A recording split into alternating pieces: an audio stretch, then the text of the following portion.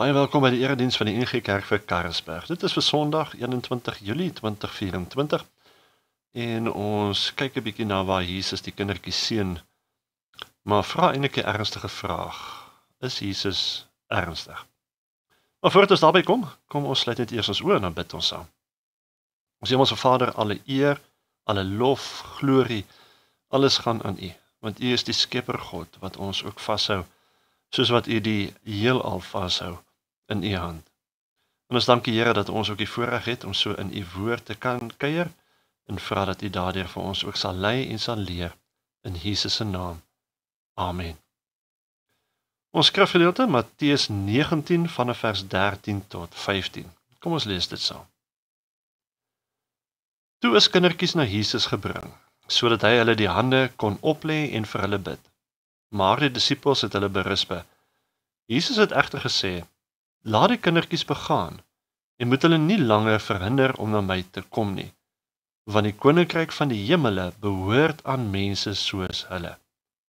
Hy het hulle toe die hande opgelê en daarvandaan vertrek. Ons lees tot sover. Nou, julle weet seker almal dat ons op die oomblik 'n kind het wat op pad is. Weet, en dan begin mense gedagtes te dwaal na die toekoms oor hoe ons die kind gaan grootmaak, hoe ons sekere situasies rondom hom gaan hanteer, hoe ons op vrae gaan reageer en beantwoord en jy weet 'n klompie sulke dinge. Maar een van die vrae wat by my opgekom het hierdie week terwyl my gedagtes so besig was is: neem ons vir Jesus ernstig op? Nou, party kan dalk wonder, hoe op aarde kom ek by daai vraag uit terwyl ek oor my kind se toekoms dink, maar ons teksvers gee dalk 'n leidraad daaroor. Ek het al in die verlede by tye preke gebring oor die moeilike spreuke van Jesus, dinge wat hy ons leer, wat eintlik gewoonlik moeilik is binne in ons kom sit. En Jesus doen en leer partykeer dinge wat ons as ware ook dan verras.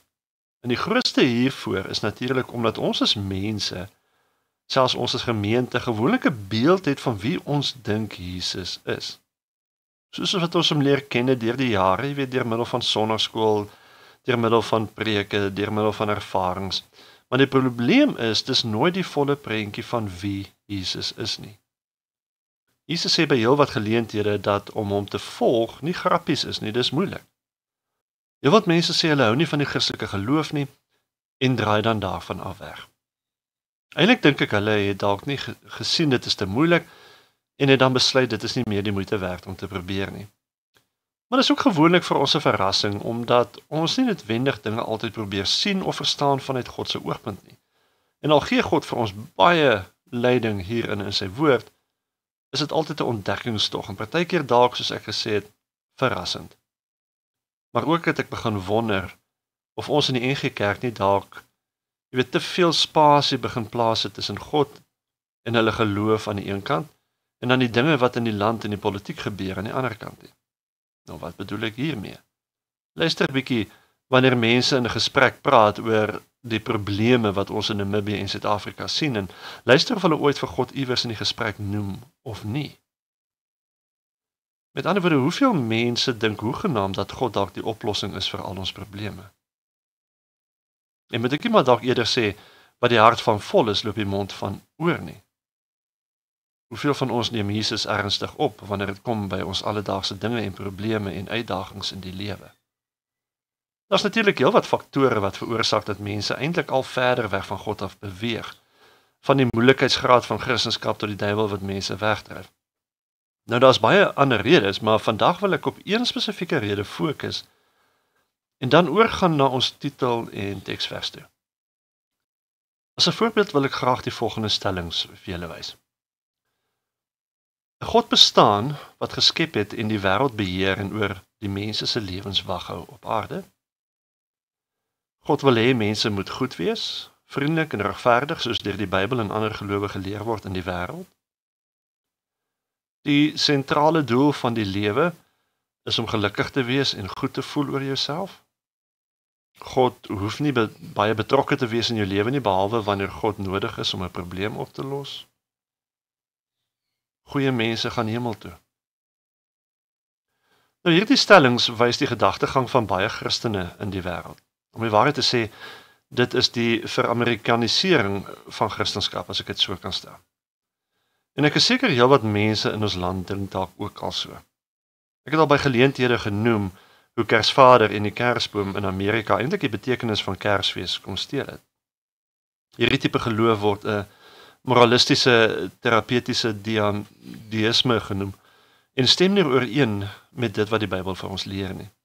Dis nie waaroor die Christelike geloof gaan nie. Al hierdie stellings is subtiel, al so verwater dat dit eintlik aangepas het by 'n individuele verstaan van die evangelie. En hierdie mense glo dat God nie werklik by hulle alledaagse lewe betrokke is nie en dat wonderwerke net in Kersfeestyd deur Kersvader gedoen word. Baie van ons sal dalk sê dat ons glo nie so nie, maar die probleem is ons leef dalk so.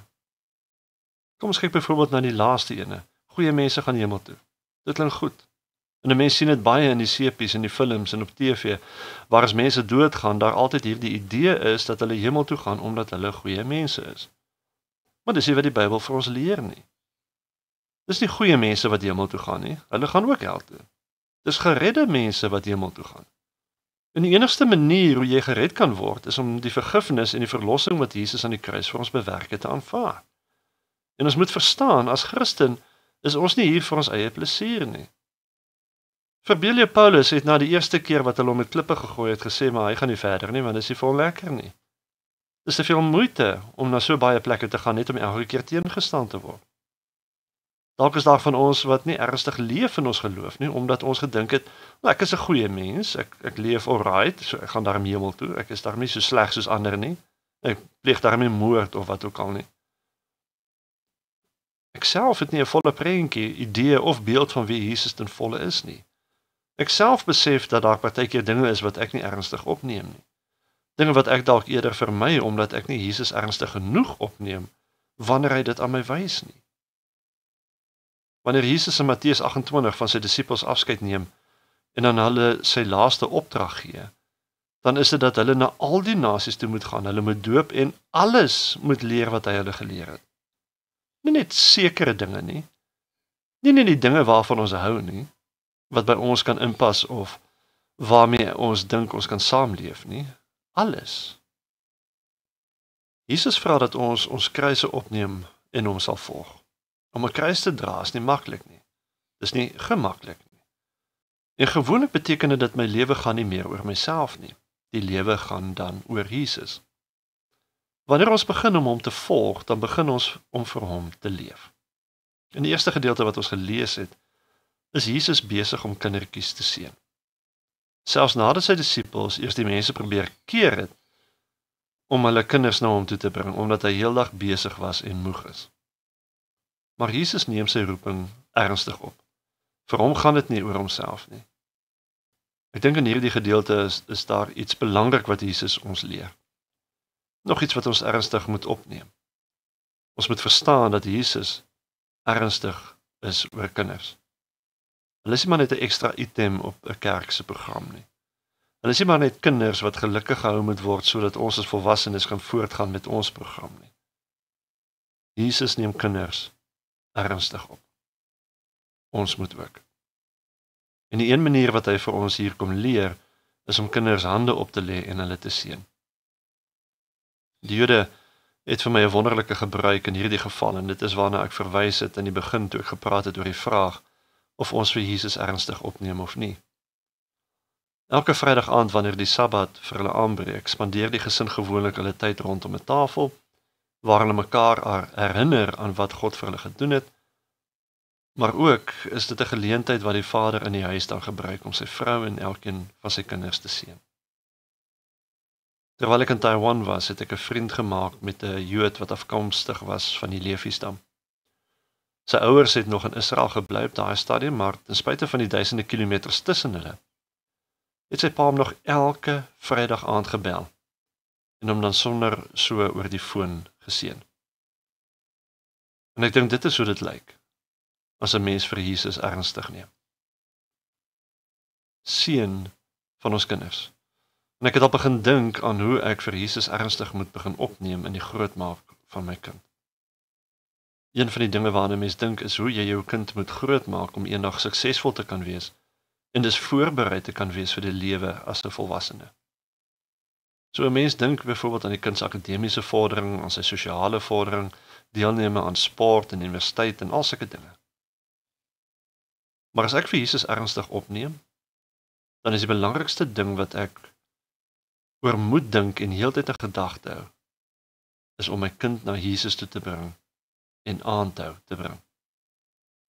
Om ons kinders te leer oor wie Jesus is, oor wat hy vir ons gedoen het en hulle te help om soos Jesus te kan leef, wanneer hulle ook vir Jesus aangeneem het. Ja, ja en ja. Maar ook om hulle ernstig gereeld te seën. Letterlik jou hande op hulle te plaas en God se seën oor hulle uit te spreek. Ek onthou op Port Nolloth het ons kinders gehad wat redelike klomp kinders wat in die skool was gereeld ons eredienste bygewoon het. En ons as gemeente het letterlik vir ons kinders in die gemeente hande opgelê, byvoorbeeld net voordat hulle gaan eksamen skryf het. En net die boodskap, ek dink wat dit ook aan die kinders gebring het, moes 'n groot verskil in hulle lewens gemaak het. En dit maak nie saak wat se ouderdom jou kinders is nie. Ek het 'n film gekyk van Sherwood Pictures met die naam Flywheel, waarin 'n volwasse man uiteindelik tot bekering gekom het en sy pa ure se ry na hom toe gery het, net sodat hy sy hand op hom kon sit om vir hom te bid. Die uitnodiging en die uitdaging is altyd daar vir ons om Jesus ernstig op te neem. Maar ook begin om dalk ons kinders rondom ons geloof ook ernstig te begin opneem deur hulle te begin seën, ongeag hoe oud of jonk hulle dalk al is. Die manier hoe ons leef moet spreek dat ons Jesus ernstig opneem. En sy manier wat hy leef, wat hy vir ons ook wys en roep om te leef. Mag elkeen ook hierdie boodskap ter harte neem. Amen. Kom ons bid saam. Ons dank U Vader dat ons kan weet dat U is ernstig oor ons. Here, die feit dat U Seun gestuur het om in ons plek te sterf, maar ook die feit dat Jesus selfs ons kinders ernstig opgeneem het, om hulle te kan seën, want het U gesê dit is soos mense soos hulle, aan wie die koninkryk van God behoort. Wil U ons ook help, Here, om die opdrag wat U vir ons gegee het, die lewe wat U van ons vra, die roeping wat U vir elkeen van ons het, maar ook ons kinders ernstig op te neem. Ons bid dit in Jesus Christus se naam. Amen. Ontvang dan nou die seën van die Here. Mag God jou seën en oor jou wag hou. Mag God sy gesig na jou skyn en jou guns betoon. Mag God jou genadig wees en aan jou sy vrede gee. Amen.